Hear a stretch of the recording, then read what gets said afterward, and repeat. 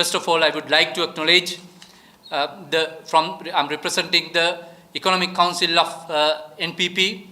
There are major issues the country is currently going through. Some are trying to highlight that the issues the current country is facing as of now is a mere economical issue or matters relating to economics, whereas when the entire system is corrupt, when the entire system has failed, just by resurrecting economy through the expertise of economists is not going to resolve this issue. That is why a correct political leadership and a leader who's willing to provide leadership with action has to be brought into power to resurrect the country and to give the solution to the hopes of future generations. If you look at why the dollar rates as of now in Sri Lanka has come to this state, some are trying to say because of the prudent way the current government and the current politicians have managed the economy, the dollar has come down and the rupee has strengthened. But if you look at the real reason, I will show some indications to show, if you can get a closer look of this graph, it shows the dollar is based, the behavior of dollar is significantly based on the demand and supply as well. You can see very clearly, this graph shows based on the central bank data, the importation demand since October is coming down month by month. There's a sharp decline in importation into the country. This shows because lack of demand for importation, the dollar is coming, the rate value for dollar is coming down. Why is the lack of demand for dollar? Because businesses are struggling to survive. Consumers are struggling to survive. In a situation like that, the chances of further spending on importation is much low. So this is a testimony to the economic mismanagement. It is not a graph of achievement through economic management. You can see the way how central bank has behaved in the recent past. It is no secret. If the dollar has really strengthened the way, rupee has really strengthened the way the central bank is trying to portray through these artificial dollar rates, the benefit of that one has to be given to the people. The benefit of that one has to be given to the industries, to the businesses of the country. If you look at the energy cost, is it a reflection of these reduced dollar rates? Answer is clearly no. Government has, or the policy makers have thought the biggest problem in terms of energy currently the country is facing is the super diesel price. That is why 2 days before, super diesel price was reduced significantly, while no relief was given to other sectors for fuel, diesel and the fuels used by the population, by the people, by the businesses. Tourism sector is trying to come up after a long period of gap silence. They are trying to survive. Their cash flows are threatened. Some of the tourist hotels require, because of their star classification, to run air conditioning 24/7, including in general areas.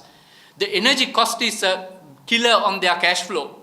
If the government is serious about it, they should have they should have considered the cost of diesel, which will give benefits to industries. You can see by looking at the prices in the share market, some of the hotel sector companies have started performing now. Whereas if these benefits were truly given, if the central bank was passionate and relief was truly given through correct policies, the industries will get the benefit. It raises another question, whether some of these government agencies are coordinating effectively with one another. It's like the way the fuel rates have been reduced, it looks like left hand doesn't know what the right hand is doing. So there's lack of coordination. Through NPP policies and approaches, our economic principles are based on clear coordination of these government agencies that's supposed to provide relief and benefits to people. If you look at inflation numbers, government has chosen inflation numbers as a means of showing magic to people instead of looking at the reality. For people, it is a struggle on a day-to-day basis. Prices have skyrocketed. Some of the essentials have gone up increased, doubled or tripled in some of the cases.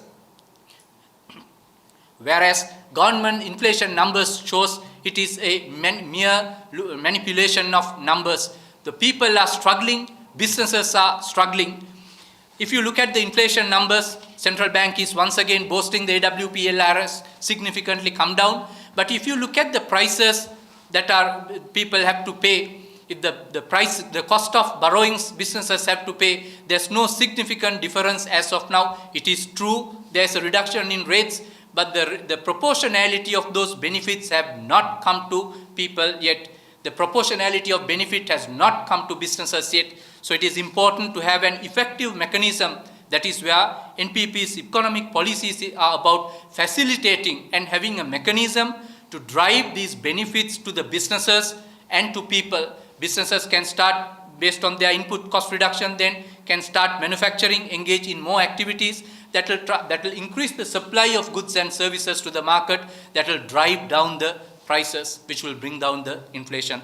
If you look at the stock market, there are significant challenges and issues that the PLCs, listed companies, are going through, investors are facing, and the way how regulations are behaving as of now. If you look at the listed companies, many companies have chose to delist because of over-regulation. Sometimes companies have cited in their market disclosure the reason for delisting is because of over-regulation, lack of proportionate regulation that facilitates a conducive marketplace where companies can operate. If you look at the way regulators, apparently based on the communication, based on the information that we get from people, sending hundreds and hundreds of letters to investors to create fear-mongering, to create a fear cycle among investors, to keep investors out of market. Since the regulation has significantly changed in the recent past, the correct thing should have been engage with investors to create awareness, to make investors understand the boundaries and the lines that they should not be crossing when they are dealing with the market. Instead of choosing that path, when the regulator has so many tools at their disposals to deal with market misconduct, they are selecting to show cause hundreds and hundreds of investors.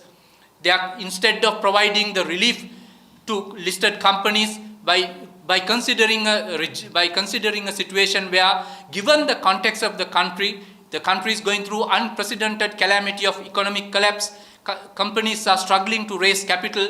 Instead of facilitating, creating a facilitative ground for companies to raise more equity capital, to companies to go and raise more right issues, to raise capital, to strengthen the capital base, they are bringing in rules after rules. Sometimes you lose the track of the rules that companies supposed to be familiar with. 2 weeks back, regulator came up with new rules, going to introduce penalties from 1 million to 5 million per director of a listed company if there is a delay in submission of interim financials. There is a list where individual directors are liable from 1 million to 5 million rupees for delay in submission of interim financials.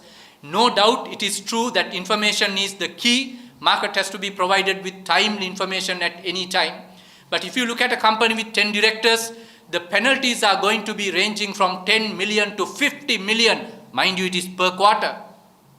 If 4 quarters, if there are slight delays, we are talking of 50 million to 100 million or 200 million of penalties imposed on directors. Some of the listed companies even don't have 200 million in their turnover, in their top lines. So if you're trying to create a culture situation to scare the investors, there's no wonder that some of the companies are considering the over-regulation and the regulatory cost of the market and decided to walk out from the market. 2 of the largest market cap companies have delisted in the recent past. Many are in the pipeline, resolutions have been passed, awaiting delisting. Then further, if you look at the demutualization bill, I can remember very well some of these experts out there in the opposition, they were crying at the loudest voice prior to 2015 relating to the misconduct in the market. Since then, they have become the president of the country, prime minister of the country. These people have become deputy ministers overlooking these institutions directly. Instead of going forward with the demutualization bill, I'll give a brief of what it indicates. Currently, the Colombo Stock Exchange is controlled by 15 stock brokering firms, or its own ownership is with 15 stock brokering firms. It is currently a mutually controlled stock exchange. That was the case in many countries across the globe, but it has evolved to demutualize this exchange and bring true governance to these institutions. That is why demutualization is very important in the Sri Lankan context. But unfortunately, the people who are crying now were given the opportunity and the mandate from the people to go and do that one in 2015. The demutualization bill was tabled in the parliament. However, instead of taking it up for debate, the very person who's making allegations decided to withdraw the demutualization bill. Are we expecting people to believe the lies and continue further? I think the country has made a choice. We cannot be taken for a ride again, literally, not again in a Volkswagen. People are much more aware. People have access to information. If you look at many other segments in the market, the situation is the same. Therefore, nowadays, the policy framework of NPP, the approach of NPP is in consultation, looking at proportionate regulation to support the investors. It is not about going behind each and every investor in the market to see whether they have done something wrong or not. It is about creating awareness in the market, supporting them, facilitative environment, invite more companies to come and get listed, consider measures to increase liquidity in the market. It's about supporting the whole ecosystem. That's why the policy framework and the economic policies of the NPP is to drive the economy forward, not to hinder the progress. Because of that, there's a common conception that rich are crooks. The reason why people associate this rich and crooks as a concept as together, because many corrupt politicians have got impunity for themselves as well as for their corrupt associates through corruption through various corrupt activities. Whereas rich must be, I'm sure they must be the happiest that NPP is going to get into power, because NPP will be able to, by implementing a transparent framework, to separate, to distinguish people who have robbed public money versus the rich. Rich have contributed to the country. The NPP will recognize large business entrepreneurs, businesses that have become big businesses, not by stealing, but by doing the right thing. Large businesses need to engage in the economy to bring large enterprises in terms of capital formation, in terms of creation of employment, in terms of creation of bringing new technology, in terms of payment of taxation. So NPP's economic policies are considering all aspects of the economy, all sectors of the economy, both rich and poor, large and smaller businesses. It is going to be a conducive environment. So I don't think people can be fooled again by these rosy pictures that the current lot has the capacity to do it, whereas they have demonstrated they do not have the capacity over 70 years consecutively. That is why people are galvanized with NPP, people are getting galvanized with Malimawa to go for this new future that everyone is looking forward to. Thank you very much.